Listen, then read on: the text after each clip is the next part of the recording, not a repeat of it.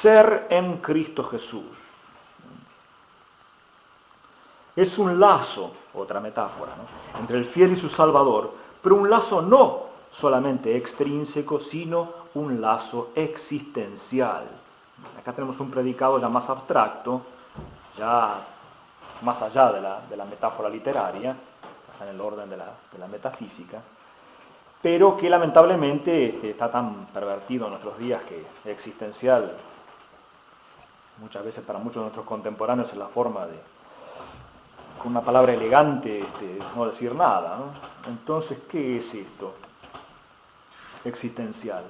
Bueno, que así como recibimos el ese natural de Dios permanentemente por la obra que se llama conservación, no solamente es creador, sino que conserva las cosas en el ser, también recibimos así de él el ser sobrenatural, el ser de gracia, el ser en la gracia, el ser cristiano. La criatura es totalmente dependiente de su creador, en el orden natural y en el orden sobrenatural, que tampoco hay que concebir como dos cosas separadas, separadas, divididas. Esto es lo natural y a veces contradictorias. A veces se escuchan las confesiones, me muevo mucho en el ámbito natural y descuido lo sobrenatural. Ojalá te movieras todo el tiempo en el ámbito natural. Sería el puente perfecto y inseparable de lo sobrenatural. Tenemos una concepción despreciativa a veces de lo natural, como diciendo mundano.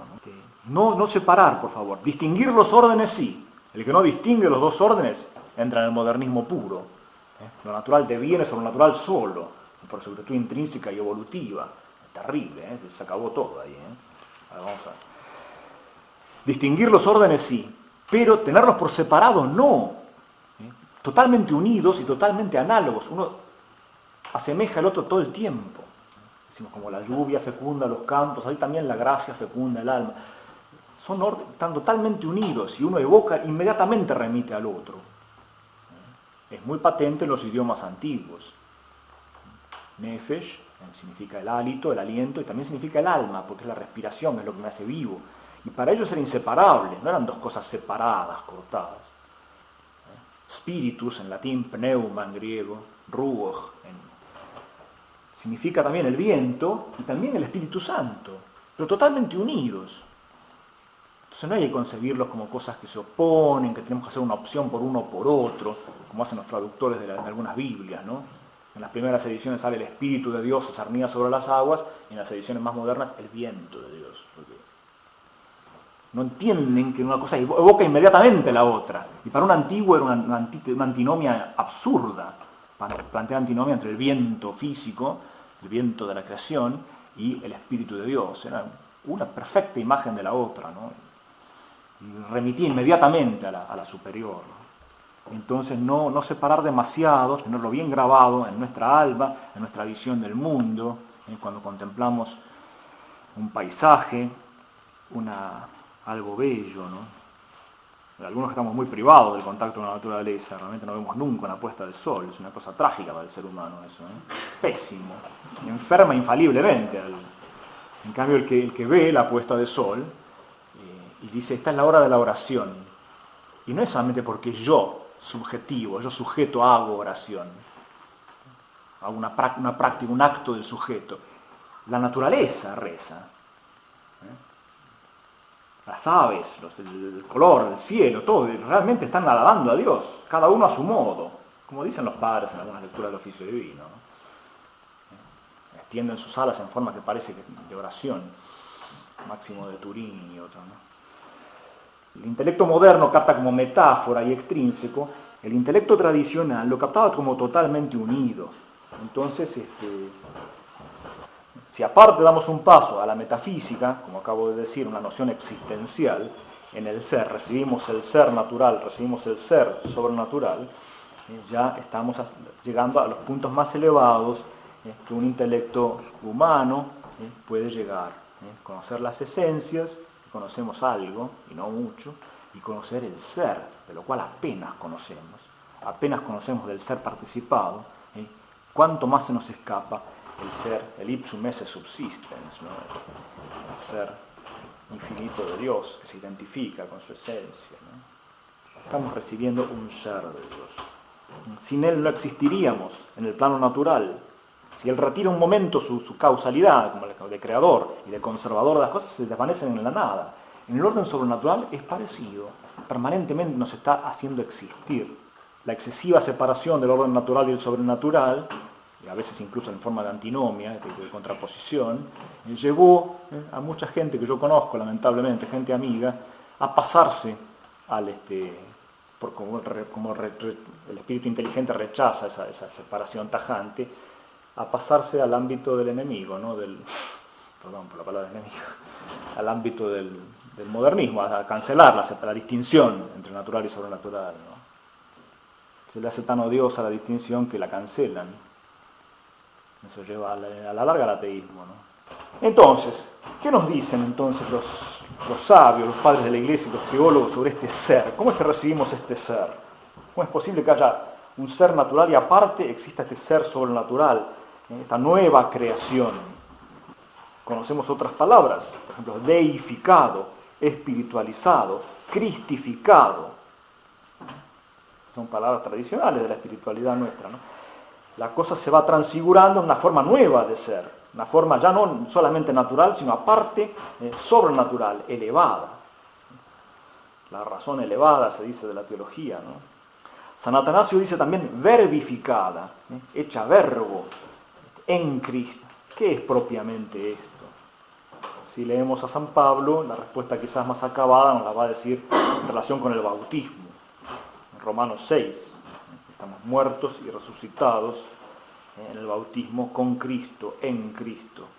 Hemos muerto en Él, hemos resucitado en Él. Es la palabra muy favorita de Él, ¿no? Este tema del bautismo. Y muy útil para nosotros los sacerdotes, que a veces administramos el sacramento ya por la frecuencia y por la falta de concentración de esta vida, ¿no? Y se nos escapa un poco, a veces nos distraemos de la maravilla que es eso, ¿no? Une tan radicalmente al Salvador que el bautizado vive en Cristo, en unión perfecta con Cristo. La vida misma de Cristo se despliega, se realiza en él. Aunque sea un niño, tiene la fe el niño. No la puede expresar, porque no puede articular palabras todavía, pero tiene el hábito de la fe infuso, el hábito de la caridad, el niño recién bautizado. También otra metáfora que utiliza San Pablo es la que está en Gálatas 6. Llevo en mi cuerpo los estigmas de Cristo Jesús. Esto es una forma muy gráfica de marcar cómo lo sobrenatural se incrusta, se clava en lo natural y también dice a veces, nos complanta, implanta, injerta con él. Los teólogos escolásticos, para dar un mínimo más de luz, con todo su bagaje de palabras tan meditadas en los siglos, para ir un poco más allá del ámbito literario o metafórico, nos decían finalmente que la gracia es un hábitus, es un hábito entitativo, ¿no? Esa sería la respuesta final. Pero las palabras castellanas engañan, y engañan sobremanera, porque hábito, en la lengua vulgar y moderna, es o esto que tengo yo, ¿no? Un hábito, una cosa medio extrínseca, un ropaje exterior, o una cosa en el ámbito costumbrista, el hábito de la costumbre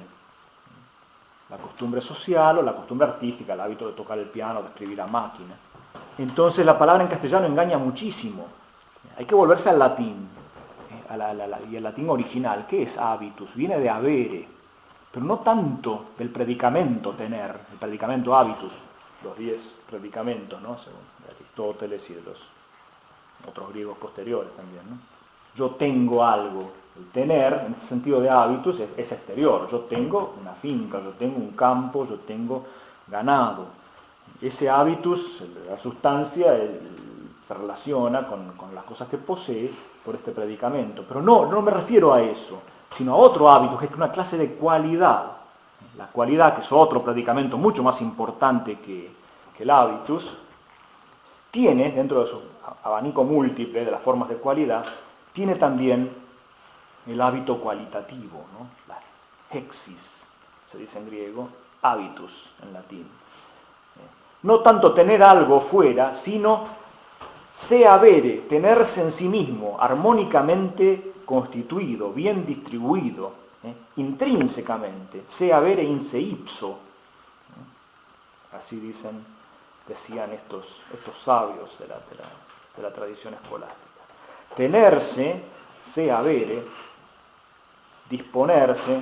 Dispositio es un sinónimo, pero dispositio se usa más para lo que se dispone y se tiene en sí mismo y es transeúnte, fácilmente cambiable. En cambio, hábitos es mucho más estable. Bien o mal distribuido, dispuesto en sí mismo. Y esto es propiamente un hábito entitativo, como la salud es del cuerpo, antes de los hábitos operativos, caminar, correr, venir. Está la gracia como hábito entitativo, antes de los hábitos operativos, que son la fe, la esperanza y la caridad, fundamentalmente. Entonces, ahí está la cosa. Hay un hábito entitativo, en que el intelecto humano apenas vislumbra qué es un hábito entitativo, es difícil captar. ¿Qué es la salud?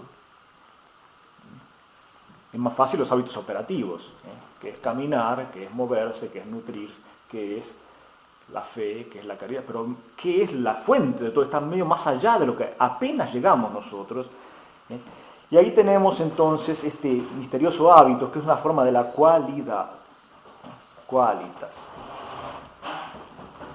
La cualidad es un predicamento muy noble, está muy cerca de la sustancia.